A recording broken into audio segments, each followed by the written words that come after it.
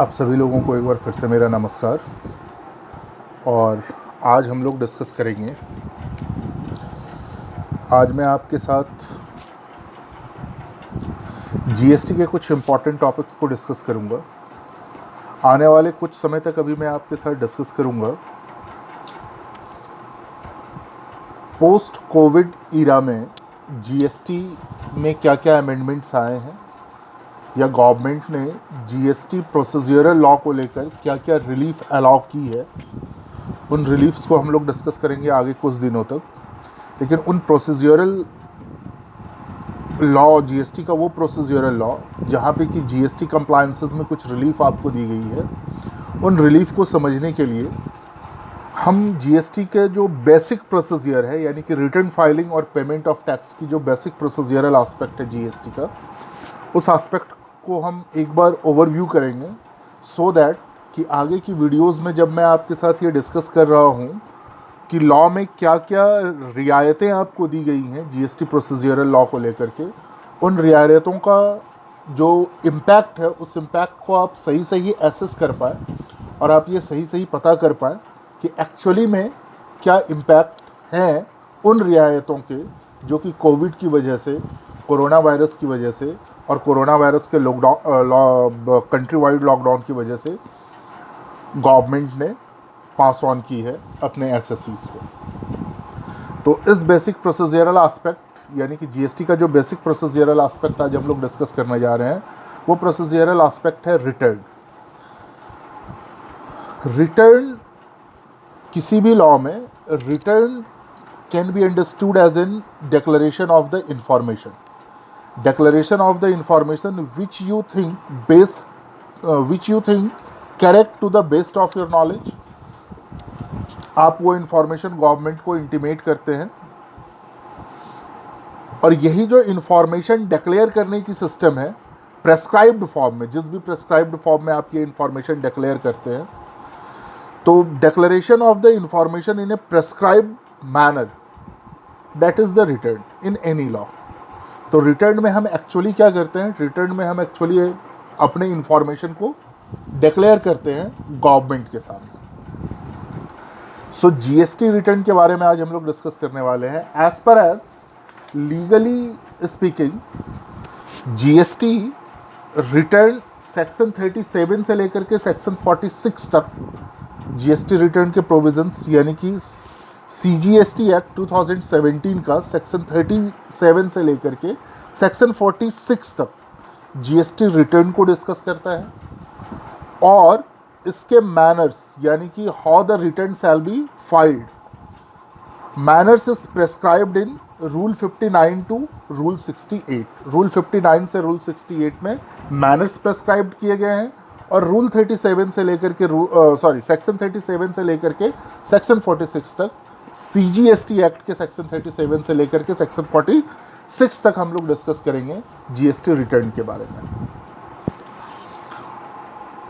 अच्छा, इसके पहले कि मैं आगे बढ़ूं, थोड़ी सी सिंप्लीफिकेशन है इसमें। सिंप्लीफिकेशन इसलिए है क्योंकि गवर्नमेंट जिस फॉर्म में GST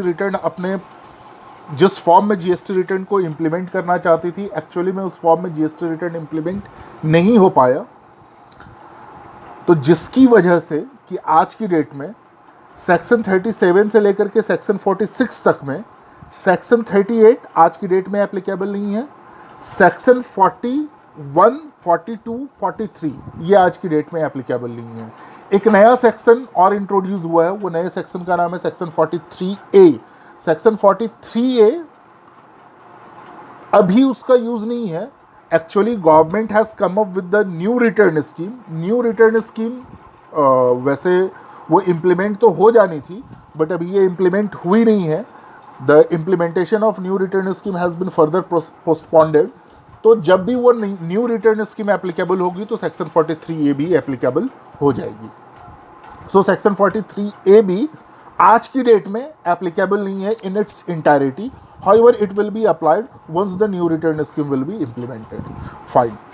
Now we are going to discuss GST return. Section 37 से लेकर के, अच्छा एक चीज़ मैं आपको बताऊं, अगर सेक्शन 37 रिटर्न की जो सेक्शन 37 का नाम है, मैं एक बार आपको सेक्शन 37 का नाम बताऊं।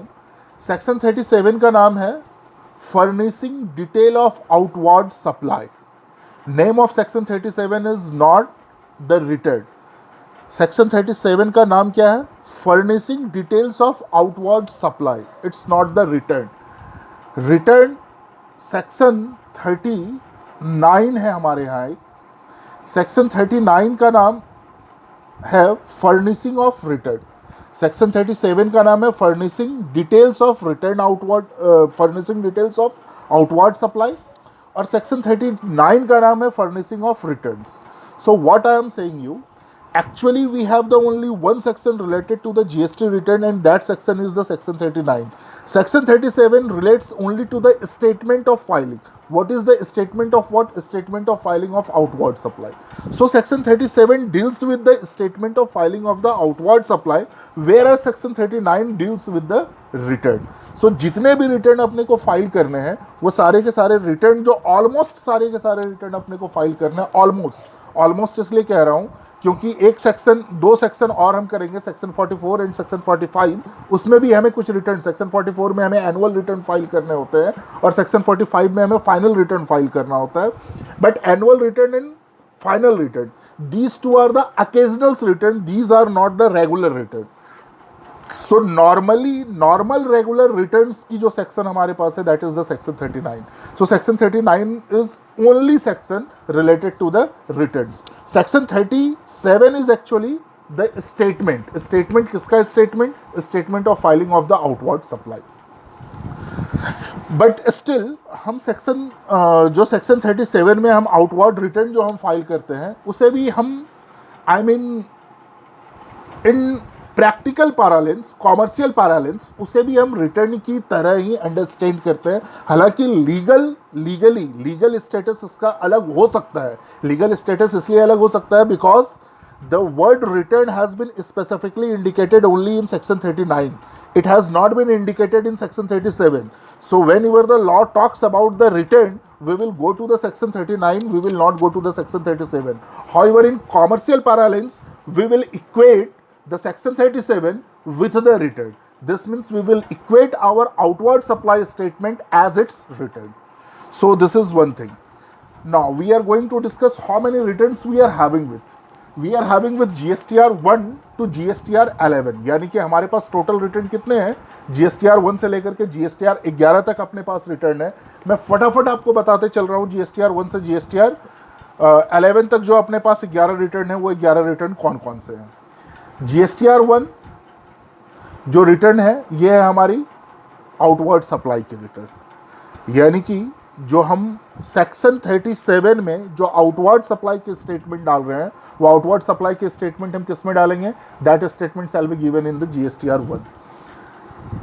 GSTR 2 and GSTR 3 is not applicable right now, क्योंकि गवर्नमेंट जिस स्कीम में GST रिटर्न को इम्प्लीमेंट करना चाहती थी, उस फॉर्मेट में GST रिटर्न इम्प्लीमेंट नहीं हो पाया, इसलिए GSTR 2 और GSTR 3 आज की डेट में एप्लीकेबल नहीं है। GSTR 2 गवर्नमेंट जिस समय ये GST लॉ को जिस समय इम्प्लीमेंट किया गया था, उस समय GSTR 2 is taken as the return for the inward supply. GSTR 1 is taken as the statement of the outward supply, GSTR 2 is taken as the statement of inward supply.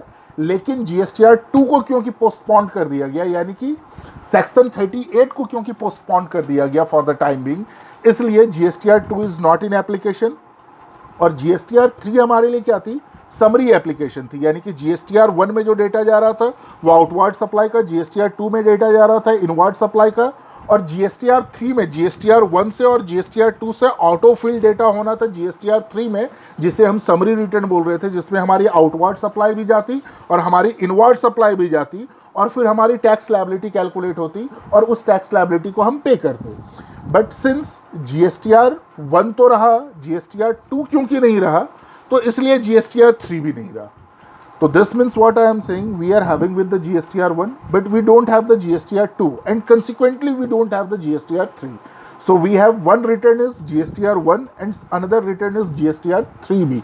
So GSTR 3B is replaced. GSTR 3B is replaced with the GSTR 3, GSTR 3 से GSTR 3B को replace किया गया as per the notification. Circular number हमारे पास एक आई, circular number 77/2017, and GSTR replaced with the GSTR 3B, GSTR 3B से इसको रिप्लेस कर दिया गया।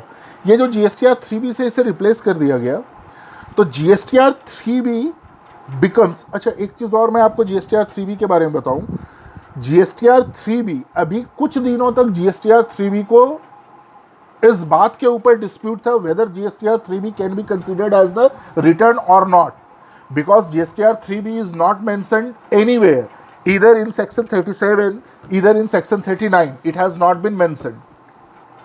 And there was the dispute where the GSTR 3B can be considered as the return or not, but and in the judgment of the Gujarat High Court, GSTR 3B has not been regarded as the return. GSTR 3B को return नहीं माना गया, but the law has been amended retrospectively and now the GSTR 3B is considered as the return. अभी हम उसके ऊपर बहुत detail discussion नहीं करेंगे। गुजरात हाई कोर्ट के मतलब क्या फैक्ट्स थे, क्या इश्यूज थे, कोर्ट के क्या वर्डिक्ट रहे, इसके ऊपर हम लोग बहुत डिटेल डिस्कशन नहीं कर रहे। लेकिन मैं आपसे बस ये बता रहा हूँ कि GSTR 3B के साथ भी इश्यूज थी, लीगल इश्यूज थी, but now we will take GSTR 3B as a return to be filed under section 39, right? So we will file the GSTR 1 under section 37. GSTR 1 is for the statement of outward supply. We will file GSTR 3B under section 39. GSTR 3B is for our inward supply, our outward supply, our tax liability and payment of the tax liability. This shall be given in the GSTR 3B. तो GSTR 3B हो गए।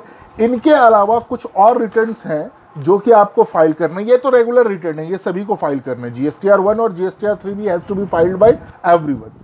इसके अलावा कुछ returns हैं। अच्छा एक चीज़ मैं आपके लिए, सेक्शन 37 को मैं थोड़ा लीगली पढ़ता हूँ, आप थोड़ा ध्यान से सुने। सेक्शन 37 मैं लीगली पढ़ रहा हूँ कि व्हाट सेक्शन 37 इज एक्चुअली, मैं इसलिए इसे पढ़ रहा हूँ क्योंकि अभी इसकी ज़रूरत, इस इंटरप्रिटेशन की अभी ज़रूरत पड़ेगी अपने को। सेक्शन 37 में पढ़ रहा हूँ and section 37 I am studying legally, यानी कि लॉ में क्या वर्ड्स यूज किए गए हैं सेक्शन 37 के लिए। लॉ क्या कहता है? Every registered person, section 37 I am section 37, this means furnishing the detail of the outward supply, and what it is saying कि every registered person other than input service distributor, non-resident taxable person and a person paying tax under the provision of section 10 or section 51 or section 52 shall furnish electronically in such form and manner as may be prescribed the details of outward supply of goods or services or both during the tax period on or before the 10th day of month succeeding the said tax period, and such details shall be communicated to the recipient of the said supply within such time and in such manner as may be prescribed. What you have to be noticed here, GSTR 1, this means section 37 is applicable to every registered person, but it is not applicable to whom? Input service distributor. अगर आपको registration का provision अगर आपके दिमाग में हो और अगर आपको ध्यान हो रजिस्ट्रेशन का प्रोविज़न, तो रजिस्ट्रेशन के प्रोविज़न में हमारे पास एक सेक्शन है, section 24. Section 24 is for the compulsory registration. Compulsory registration says even if compulsory registration is not withstanding anything contained in the section 22. Section 22 में even if you are not liable for the registration, but if you are following with in the situation which is given under the section 24, you are under the compulsion to take the registration with in the department. आपको department में registration लेना है, उसमें से ISD is one of the situation, input service distributor is one of the compulsory registration. आप जब section 24 के ISD वाले क्लॉज को ध्यान से पढ़ेंगे तो वहां पे लिखा हुआ होगा ISD, input service distributor has to take the registration whether or not he is separately registered. Non-resident taxable person under the compulsory registration. Section 10, this means composition scheme. Composition scheme में अगर आप रजिस्टर्ड हैं then you are not, then section 37 is not applicable to you. We will come, then what will be applicable? Then section 37 is not applicable to you. Section 51 and section 52 यानी कि tax deductor और tax collector अगर आप हैं तो आपके ऊपर section 37 applicable नहीं है. तो सेक्शन 37 किसके ऊपर एप्लीकेबल नहीं है? सभी के ऊपर एप्लीकेबल है, सिवाय किसको किसको छोड़ करके? इनपुट सर्विस डिस्ट्रीब्यूटर को छोड़ करके, टैक्स कलेक्टर को छोड़ करके, टैक्स डिडक्टर को छोड़ करके, कंपोजिशन स्कीम वाले को छोड़ करके, नॉन रेसिडेंट टैक्सेबल पर्सन को छोड़ करके, उनके ऊपर सेक्शन 37 एप्लीकेबल नहीं है. और ये सभी लोग electronic in whatever the mode it has been prescribed, इनको इलेक्ट्रॉनिकली अपनी स्टेटमेंट फाइल करनी है. कौन सी स्टेटमेंट? आउटवर्ड सप्लाई की स्टेटमेंट फाइल करनी है. मैं आपसे क्या कहना चाह रहा था कि सेक्शन 37 किसके ऊपर एप्लीकेबल नहीं है? आईएसडी के ऊपर एप्लीकेबल नहीं है. What does it mean? मैं आपको ये बताऊं कि जब आप आईएसडी का कॉन्सेप्ट करेंगे तो आईएसडी में ये लिखा हुआ है कि you have to take the registration. This means ISD is under the compulsory registration whether और not he is separately registered. What does it mean? कि a person who is registered under section 22 under the normal provision of the registration, even if he wants to take the benefit of the ISD, he has to take an additional registration. He has to take an additional registration. This means मैं आपसे ये कह रहा हूँ कि हो सकता है कि ये possible हो कि एक ABC लिमिटेड जिसकी फर्ज करे कि जिसकी ब्रांच ऑफिस 4 अलग अलग राज्यों में है और उसकी हेड ऑफिस यूपी नोएडा में है. तो अगर उसकी हेड ऑफिस यूपी नोएडा में है और यूपी नोएडा में जो हेड ऑफिस है वो अगर आईएसडी की स्टेटस लेना चाहता है तो एबीसी लिमिटेड जो नोएडा में लोकेटेड है उसने अगर सेक्शन 22 में अपनी रजिस्ट्रेशन लेकर के रखी हुई है तो still he has to apply the fresh registration in the capacity of the ISD. This means in this case ABC limited has the 2 registration. One registration is registered under section 22 and one registration is registered under ISD. उसके पास 2 GSTN number होंगे, उसके पास 2 login ID होगी, उसके पास 2 password होंगे. तो जो नॉर्मल यानी कि सेक्शन 22 में उसने जो रजिस्ट्रेशन लिया हुआ है वो नॉर्मल रजिस्ट्रेशन उसकी है और नॉर्मल रजिस्ट्रेशन जो उसकी है उस नॉर्मल रजिस्ट्रेशन से वो नॉर्मल रिटर्न फाइल करेगा. यानी कि सेक्शन 22 के रजिस्ट्रेशन से वो नॉर्मल रिटर्न फाइल करेगा. यानी कि सेक्शन 22 के लिए जो उसे लॉगिन आईडी मिली है, जब वो लॉगिन आईडी वो जीएसटी के पोर्टल पर लॉगिन करेगा तो ही is login in the capacity of the normal taxable person. He is not login in the capacity of the ISD. ISD की रजिस्ट्रेशन लेने के लिए उसे जो लॉगिन आईडी और पासवर्ड मिली होगी उस आईएसडी की लॉगिन आईडी और पासवर्ड से जब वो जीएसटी की पोर्टल पर लॉगिन करेगा then he is login in the capacity of the ISD. तो when he is login in the capacity of the ISD he is not required to comply with the section 37, but when he is logging in the capacity of the normal taxable person he is liable to comply with section 37. He is liable to comply section 37. What does it mean? It means ABC Limited has to file GSTR 1 as per section 37 as well as GSTR 3B in view of the section 39, and he will file such return in the capacity of normal taxable person. However, in the capacity of ISD, he has to file an special return और उस special return का नाम क्या होगा? GSTR 6.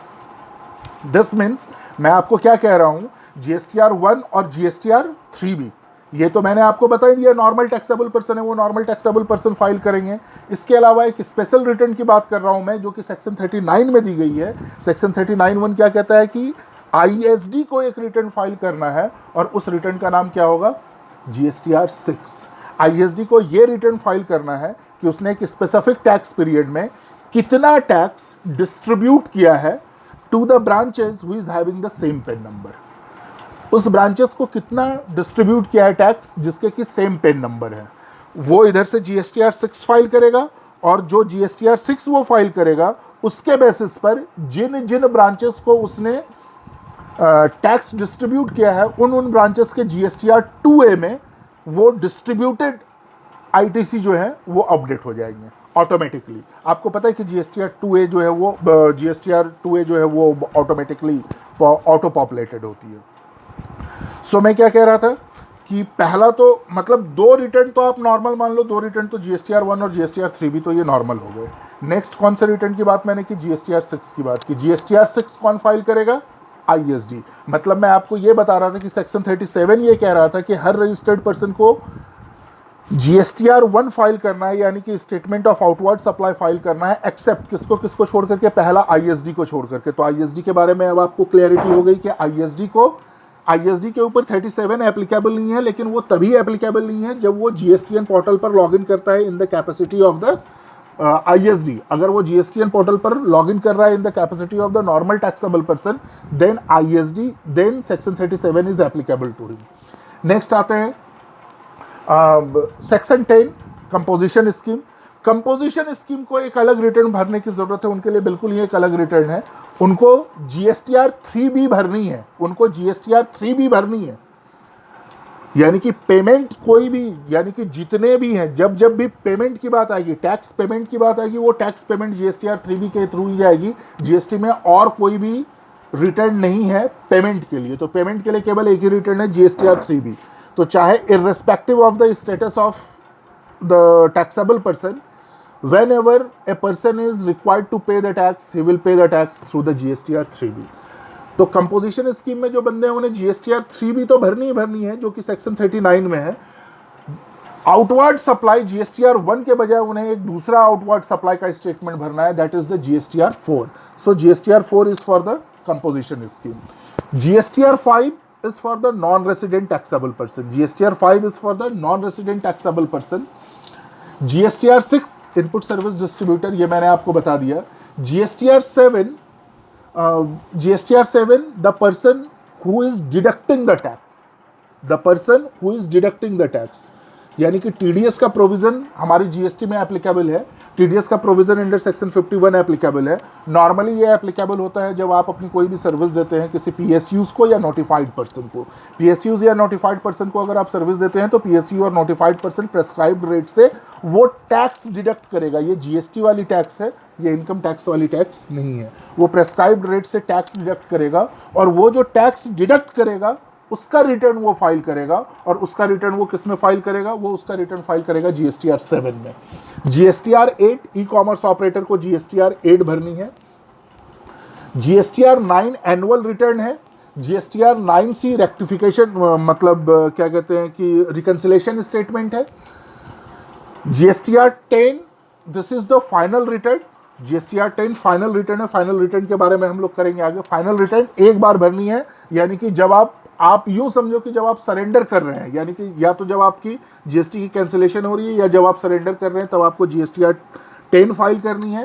और GSTR 11 ये embassies को file करनी होती है। This is the inward statement which has to be filed by the embassies, क्योंकि एम्बेसीज हमारे यहाँ एक सेक्शन 55 है सीजीएसटी एक्ट में, और सीजीएसटी एक्ट का सेक्शन 55 कहता है कि कोई भी एम्बेसीज जिन्होंने भी की जीएसटी पे करके कोई भी सामान परचेस किया है, उस एम्बेसीज को उस सामान को परचेस करने के ऊपर उन्होंने जो जीएसटी पे किया है उसका रिफंड मिल जाएगा, प्रोवाइडेड उन्हें क्या करना पड़ेगा, इनवर्ड रिटर्न स्टेटमेंट उनको फाइल करनी पड़ेगी under GSTR 11। So this is the GSTR 11। हम लोगों ने जीएसटी के जो भी रिटर्न है, सारे रिटर्न आपने देख लिए। जीएसटी के कौन कौन से रिटर्न है मैंने पहले आपको सेक्शंस बताया।